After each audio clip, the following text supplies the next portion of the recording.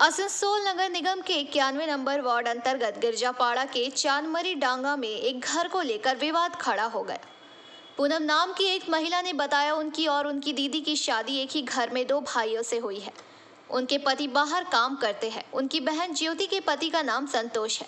उन्होंने आरोप लगाया कि उनकी बहन तथा उनकी बहन के पति संतोष ने उनको बरगला कर 91 नंबर वार्ड गिरजापाड़ा चांदमरी का घर उनकी बहन ज्योति के नाम लिखवा लिया है।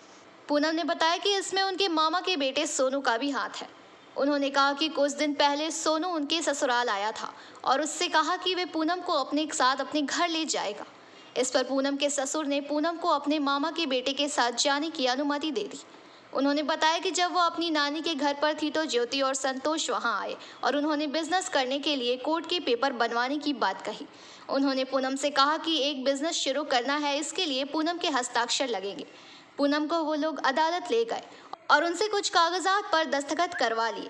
इनमें कुछ सादा कागज भी थे। पूनम ने बताया कि इसके बाद 3 महीने के बाद जब वह रानीगंज में अपने घर आए तो उनके पति भी घर पहुंचे तो संतोष ने उनके पति को बताया कि पूनम ने वह घर ज्योति को गिफ्ट कर दिया। इस पर उन लोगों को हैरानी हुई और क्योंकि उन्होंने ऐसा कुछ भी नहीं किया था, उनको लगा था कि बिजनेस के कागज पर वह दस्तखत कर रहे हैं।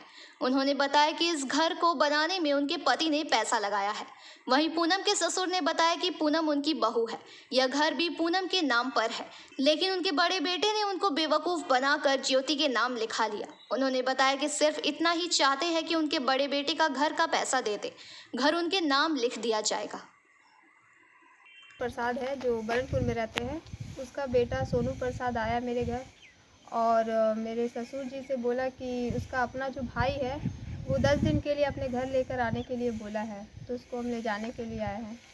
तो फिर ससुर जी बोले ठीक है ले जा सकते हो।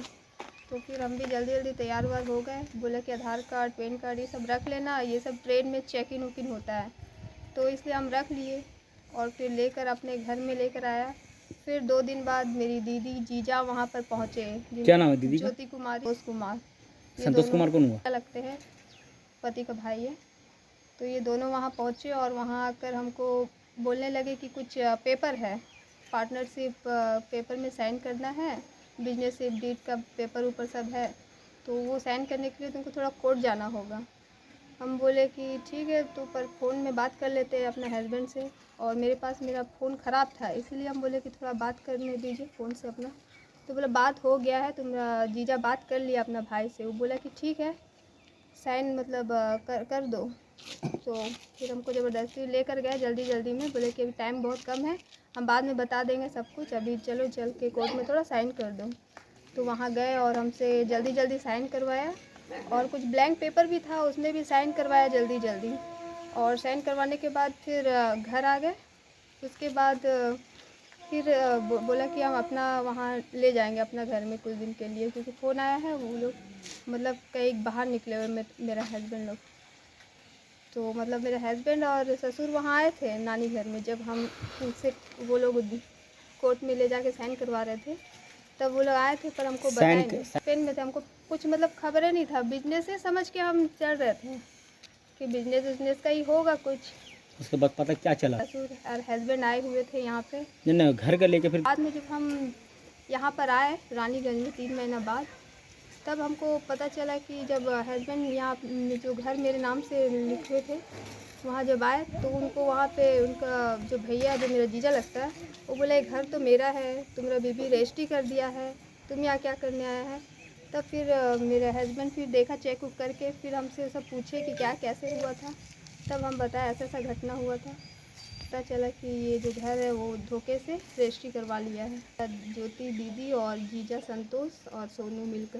उज्जवल पंडित है, उज्जवल दत्तो।